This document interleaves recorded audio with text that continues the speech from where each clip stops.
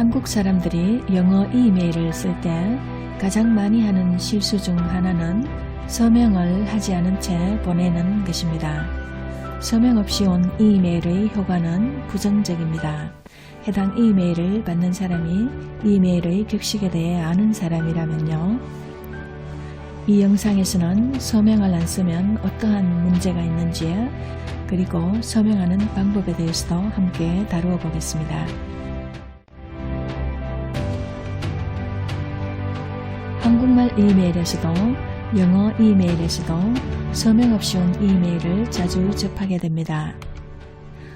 서명의 기능은 잘 아시듯이 to authenticate, 이 이메일을 쓴 사람이 바로 서명한 누구누구이다 임을 인정하는 것입니다. 서명은 또한 에티켓입니다. 옵션으로 간주해서는 안 되겠습니다. 반드시 필요합니다. 예시를 몇 개 보겠습니다. 그리팅이 나옵니다.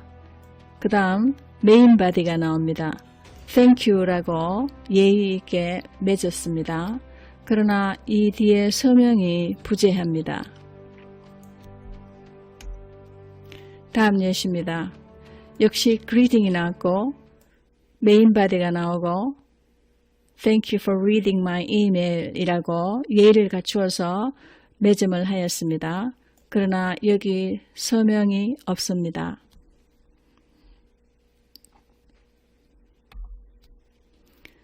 세 번째 예시로 역시 greeting이 나왔고 자기소개가 나오고 메인 바디가 연결됩니다. 그리고 I would appreciate it 맺은말이 나오고 thank you 하고 나이스하게 맺었습니다. 역시 여기 서명이 없습니다. 성의 있게 쓰여진 것으로 보입니다. 이것을 볼 때 서명을 해야 한다는 것을 모르고 있는 것 같습니다. 일부러 안 한 것은 아닌 것 같습니다. 한국어 이메일 예시를 봅시다. 안녕하세요 하고 그리딩이 나오고 메인 바디가 나오고 맺은말이 나옵니다. 글 읽어주셔서 감사합니다 하고 예의 있게 끝맺었습니다만 서명이 없습니다. 메일을 파일로 첨부하였습니다. 확인 부탁드립니다 하고 이것도 폴라이트하게 썼습니다. 첨부 파일이 나오고 그러나 여기 서명이 없습니다. 마찬가지로 한 줄의 문장이 나오고 서명이 없습니다. 아마도 여기에 심리는 from 난에서 이 메일을 누가 쓰는 것인지 밝혀지기 때문에 서명을 쓸 필요가 없다고 생각하는지도 모르겠습니다. 이것은 지식 있는 직장인의 예입니다. 첨부합니다. 톤을 살짝 올림으로써 상냥하게 쓴 것이지만 서명을 해야 된다는 것을 간과했거나 별 중요하게 생각하지 않고 있습니다.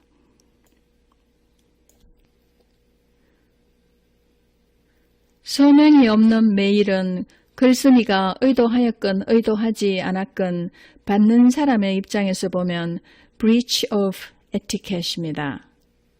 breach of etiquette이란 free dictionary를 빌면 위반하는 것입니다.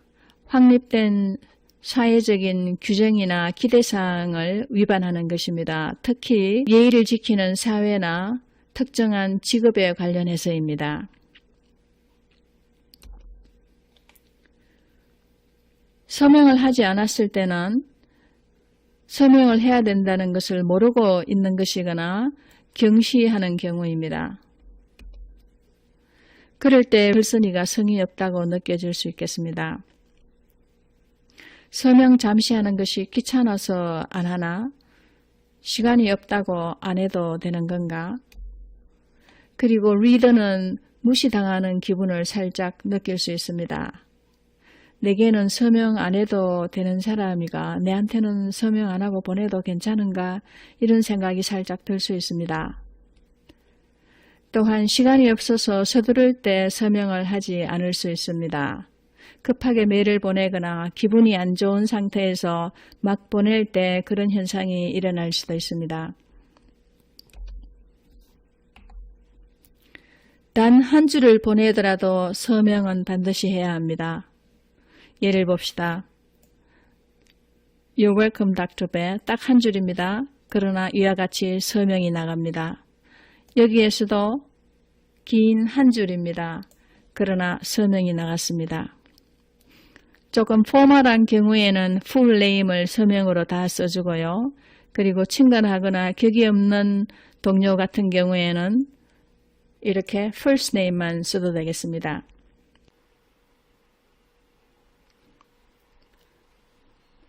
이 경우의 이메일은 스탠다드급 모델입니다. 포멀입니다. 이메일은 보통 하드카피 메일보다 인포멀 스타일입니다. 그러나 이메일 안에서도 포멀리티 변화는 있습니다. 이런 경우에는 약간 포멀한 것에 속합니다. 처음 greetings라고 인사가 나옵니다. 그리고 메인 바디가 나옵니다. 그 다음 한 줄 띄우고 best wishes라는 클로징이 나오고 또 한 줄 띄우고 full name으로 서명이 나옵니다. 그리고 한 줄 띄우고 시그니처 섹션이 나옵니다. 시그니처 섹션에는 이름을 한 번 더 써주고 그 사람의 직위 그리고 소속기관의 주소, 연락처, 이메일, 전화번호, 홈피 같은 것이 나옵니다. 내 이름이 누구이며 나의 지위, 소속, 연락처를 밝힘으로써 내가 유령이 아닌 확립된 기관에 소속되어 있다는 것을 말해줍니다. 그러므로서 프로페셔널하게 보입니다. 또한 소속 기관의 브랜드 형성에도 도움이 됩니다. 그 다음 예는 모델격입니다. 그러나 less formal입니다. 인사가 나오고 메인 바디가 나오고 그리고 한 줄 띄우고 서명이 first name으로 나갔습니다. 그 다음 이 모델은 약식입니다. 두 통의 메일인데요. 메인 바디가 나오고 cheers라는 클로징이 나오고 띄우지 않고 그대로 first name 서명이 나왔습니다. 그 다음 그에 대한 답장으로서 메인 바디가 오고 띄우지 않고 곧바로 서명이 first name으로 나갑니다. 그 다음 예시입니다. 약식입니다. 한 줄이 옵니다. 그리고 줄을 바꾸지 않고 그 마지막 문장에 연이어서 서명을 쓰게 됩니다. 이렇게 해도 되겠습니다. 인포멀한 이메일 경우입니다. 그래서 서명의 포멀리티 정도를 보면 메인 바디 마지막 문장이 오고 한 줄 띄우고 클로징이 옵니다. 그리고 또 한 줄 띄우고 서명이 옵니다. 그 다음 시그니처 섹션이 따라옵니다. 이것보다도 약간 덜 포멀한 경우에는 서명이 오고 시그니처 섹션은 생략되었습니다. 그 다음 약간 더 인포멀한 경우에는 best wishes, 클로징 다음에 띄우지 않고 서명을 쓰게 됩니다. 그리고 서명만 쓸 때도 있습니다. 그리고 앞 문장에 이어서 줄을 바꾸지 않고 그대로 서명을 연결해서 쓸 수 있겠습니다. 포멀리티 정도가 이렇게 변화하는 것이라고 보면 되겠습니다. 정리합시다. 서명은 반드시 필요합니다. 서명은 authentication 인증입니다. 서명을 함으로써 이 이메일을 쓴 사람이 다름 아닌 바로 서명한 사람이라는 것을 알려줍니다. 그럼으로써 프로페셔널리즘을 보여주게 됩니다. 그리고 서명은 에티켓입니다.